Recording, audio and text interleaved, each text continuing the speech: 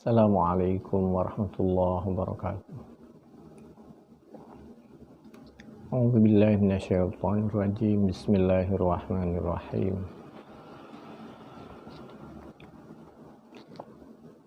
Materi kita kali ini kita akan mempelajari kitab Fathul Bari juz 1 halaman 529. Bab yang ketiga, bab qira'atir rajuli fi hajri imra'atihi wa hiya haid. Hadis Bukhari nomor 297. Haddatsana Abu Nuaim Al-Faddal ibnu Dukain sami'a Zuhairan am Mansur bin Safiyata anna ummahu haddatsathu anna Aisyata haddatsatha anna Nabiy sallallahu alaihi wa alihi wasallam, menurut Siti Aisyah menceritakan sahabat Siti Aisyah anna Nabiy sallallahu alaihi wa alihi wasallam kana, yaitu ada siapa Nabi, yattaqi'u yaitu sering, ittaka yattaqi, fi hajri di pangkuan Siti Aisyah, wa ana dan hal adapun aku haidun yaitu sedang haid. Hadis Bukhari nomor 297 ini menjelaskan alangkah sakinah, mawaddah, warahmah, harmonis keluarga Nabi.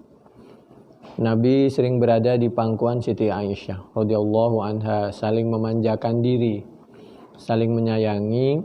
Bahkan saat Siti Aisyah radhiyallahu anha sedang haid, beliau berada di pangkuan Siti Aisyah, tsumma yaqra'u, kemudian membaca siapa Nabi Al-Qur'an kepada Al-Qur'an. Sambil Nabi membaca Al-Quran, Nabi berada di dekat dan di pangkuan Siti Aisyah radhiyallahu anha. Bayangkan, ini yang menceritakan Siti Aisyah sendiri. Bagaimana itu kan keluar darah. Yang tidak boleh itu kalau cuma nyambung itu tidak masalah. Yang tidak diperkenankan itu kalau sengaja kita mengotori diri atau ada kotoran di badan kita lalu kita sholat, itu tidak boleh. Sama dengan kita ngaji di rumah kita, kalau dilihat kita kan nyambung dengan kamar mandi. Tapi yang paling penting pelajaran di sini adalah bagaimana rukun dan bahagia dan harmonisnya keluarga Nabi Muhammad sallallahu alaihi wa alihi wasallam dan Siti Aisyah radhiyallahu anha ummul mukminin yang perlu kita tiru.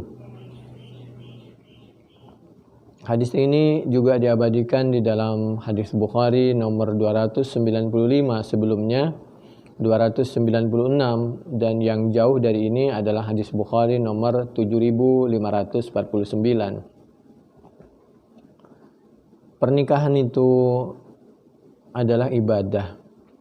Jadi jangan sampai main-main. Waktu pernikahan kita tidak serius, dibuat ketawa-ketawa dan main-main, apalagi mohon maaf porno di muka umum. Memang kalau sudah nikah mereka halal, tapi tidak harus mereka berciuman di muka umum dan lain sebagainya.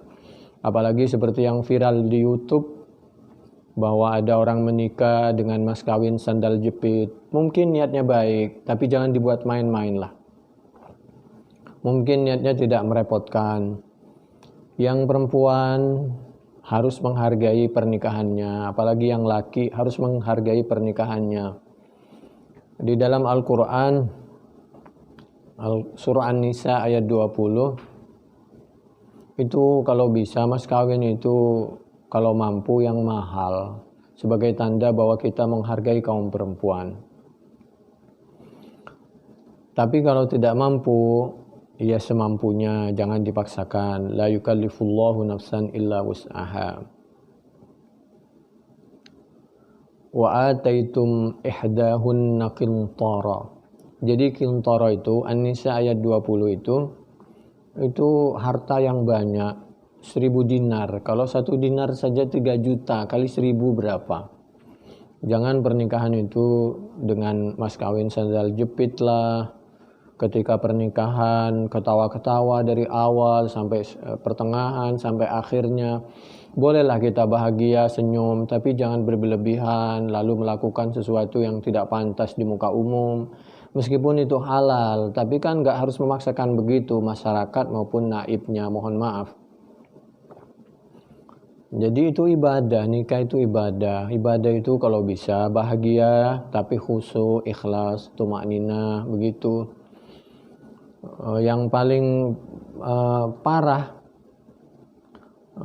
adalah sudah menikah biasanya, mohon maaf ini, tapi tidak semuanya. Lalu suaminya punya anggapan bahwa telah memiliki sepenuhnya jiwa dan raga istrinya, sehingga apapun harus mengikuti kata suami. Jangan pernah dengarkan nasihat dari kedua orang tuanya. Kan sudah nikah, sudah diserahkan. Itu pelajaran kurang tepat. Biasanya itu karena ada kepentingan atas nama agama, mohon maaf, atas nama berbagai kepentingan. Biasanya mohon maaf Islam jamaah atau Islam apa itu, sehingga dia diputuskan hubungannya dengan keluarga, suruh ngikut organisasinya, jamaahnya atau apalah namanya. Pokoknya harus suaminya saja yang didengerin. Kedua orang tuanya nggak usah didengerin. Kalau didengerin nomor 2 dan nggak usah dipentingkan. Yang dipentingkan itu adalah suaminya. Tidak begitu. Mas kawin cuman sandal jepit, lalu beralasan sudah putus dengan kedua orang tua hanya gara-gara sandal jepit lalu putus. Kita tidak harus mendengarkan dan tidak menghargai kedua orang tua. La haula wala quwata illa billahil aliyil azim. Coba lihat Al-Quran. A'udzubillahi minasyaitonirrajim. Bismillahirrahmanirrahim. وَإِذْ أَخَذْنَا مِيثَاقَ بَنِي إِسْرَائِيلَ لَا تَعْبُدُونَ إِلَّا اللَّهَ وَبِالْوَالِدَيْنِ إِحْسَانًا وَذِي الْقُرْبَى وَالْيَتَامَى وَالْمَسَاكِينِ وَقُولُوا لِلنَّاسِ حُسْنًا وَأَقِيمُوا الصَّلَاةَ وَآتُوا الزَّكَاةَ ثم توليتم إلا قليلا منكم وأنتم معرضون. وَإِذْ أَخَذْنَا, ingatlah ketika Allah memegang, mengambil, selalu mengingatkan, besok meminta pertanggungjawaban, mitsaqa Bani Israil, kepada perjanjiannya Bani Israil. Kenapa Bani Israil? Karena orang yang paling sulit diatur itu Bani Israil. La ta'buduna illallah. Kenapa dia sulit diatur? Karena dia merasa baik, merasa umat yang paling hebat, paling pintar, paling terhormat. Yang lain dianggap kelas sekian. Coba lihat Bani Israil. Coba lihat kasta di dalam agama yang lain. Ada kasta-kasta itu. Mitsaqa Bani Israil la ta'buduna illallah. Ini ayat untuk semuanya. Jangan sampai kita ini seperti Bani Israil yang melupakan himbauan perintah dari Allah. Pertama, jangan pernah menyekutukan Allah. Menyembah siapa kalian semua illallah, kecuali hanya kepada Allah. Yang kedua, pesan coba. Setelah menyembah kepada Allah, wabil walidaini ihsana. Langsung itu diingetin. Dan dengan kedua orang tua, kapanpun, sebelum, sesudah menikah, sampai mulai kita dari, mohon maaf, di kandungan ibu sampai kita meninggal besok di akhirat, jangan pernah melupakan kebaikan kedua orang tua, ihsana. Kita lahir ini bukan dari batu, tapi dari rahim orang tua, kasih sayang kedua orang tua, mertua. Dan kita harus berbuat ihsan, yang terbaik bagi orang tua dan mertua, tanpa kita harus mengingat-ingat kekurangan kedua orang tua dan mertua. Memberi sesuatu kepada huk-huk saja, mohon maaf, huk-huk itu anjing, kita bisa masuk surga, apalagi kedua orang tua. Wabil walidaini ihsana. Jadi setelah kita menyembah kepada Allah, Allah mengingatkan, kalian ini harus berbuat berbaik, berbakti seperti kalian ini ya tidak menyembah sih kepada kedua orang tua, tapi nilainya harus betul-betul ihsana, didekatkan oleh Allah seperti syahadah. Pertama, asyhadu an la ilaha illallah. Yang kedua, wa asyhadu anna Muhammadar Rasulullah. Agar kita betul-betul tunduk patuh, mengabdi kepada Allah dan taat kepada ucapan, perintah, larangan, dan apa saja yang dicontohkan oleh Nabi Muhammad sallallahu alaihi wasallam, ketetapan Nabi, takrir dan sifat-sifat Nabi. Wadzil qurba, baru kerabat. Mohon maaf, apabila kita pisah dengan suami, banyak bekas suami, bekas istri, tapi bekas orang tua nggak ada. Masa gara-gara mas kawin sandal jepit lalu kita mau bilang sudah, haknya sudah habis orang tua. Mas kawin apa saja tidak ternilai kebaikan kedua orang tua dan mertua itu. Wadzil qurba wal yatama, baru kerabat, baru anak yatim, baru masakin, orang-orang miskin. Wa qulu linnasi husna, lalu kita bicara yang baik kepada orang siapapun agamanya, organisasinya, jamaahnya, apalagi sama umat Islam. Wa aqimus shalah, jangan lupa dimanapun kita berada dirikan salat, berdoa, berzikir. Wa atuz zakah, bagi zakat, bagi rizki. Kalau kita pelit musibah, tapi kalau kita menurut kemampuan bagi senyum, bagi rizki semampunya, maka insya Allah aman dan terlindungi.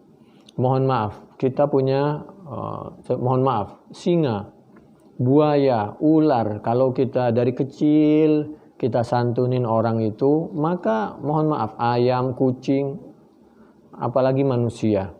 Tsumma tawallaitum illa qalilam minkum wa antum mu'ridun. Sayang di antara kalian ada yang berpaling dari Al-Quran dan As-Sunnah dengan berbagai alasan. Hanya saja, sedikit saja orang yang tidak berpaling. Ini Al-Quran, surah Al-Baqarah, surah yang kedua, ayat 83. Jadi kembali lagi bahwa pernikahan itu adalah ibadah, niatnya juga ibadah, pelaksanaannya juga ibadah. Kita memang harus bahagia, tapi jangan sampai meninggalkan nilai ibadahnya. Dan tidak harus kita memamerkan sesuatu di muka umum, meskipun itu sudah sah dan halal. Dan mas kawin, usahakan mas kawin itu menurut kemampuan, tapi yang sangat berharga. Semakin baik, semakin banyak, itu semakin bagus. Yang penting diserahkan dengan cara yang baik dan sopan, dan itu menjadi hak istri kita, seorang perempuan. Demikian, ini penjelasan juga ada di Bukhari 295, 296, 297. An Aisyah qalat kuntu urajjilu ra'sa Rasulillah wa ana haid.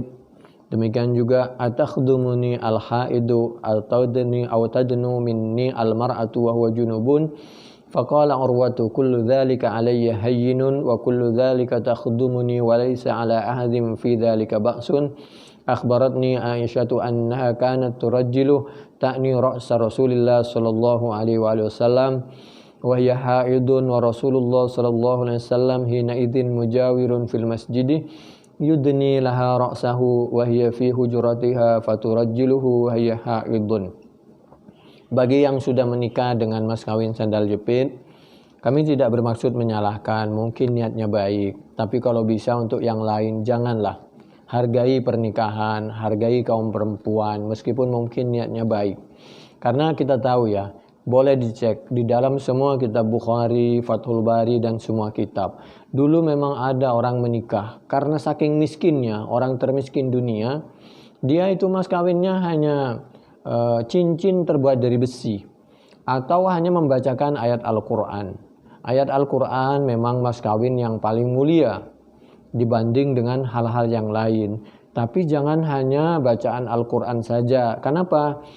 Karena istri kita ini hidup di dunia, fid dunya hasanah wa fil akhirati hasanah. Istri kita itu materi, manusia, butuh dunia, butuh akhirat. Jadi di samping mas kawin membacakan Al-Quran yang sangat mulia itu, kalau dimungkinkan ya mas kawinnya juga seperangkat alat sholat, tentu dengan paspornya. Entah paspor umroh, paspor haji. kalau mampu. Kalau bisa juga dengan kunci rumah, kunci mobil, kira-kira begitu. Ini seperti bercanda, tapi kalau mampu ya sih diusahakan. Sehingga kita terjadi saling menghargai dari awal pernikahan, niat ibadah sampai akhirnya. Bukan menyulitkan, tapi segala sesuatunya kita perlu berusaha dan saling menghargai. Demikian, ini juga boleh dicek di dalam Bukhari 301, 2028 sampai 2046, 2925, paling tidak Fathul Bari juz 1 halaman 528, 529. Demikian, mudah-mudahan bermanfaat. Subhanakallahumma bihamdik nasyhadu an la ilaha illa anta nastaghfiruka wa natubu ilaik. Wassalamualaikum warahmatullahi wabarakatuh.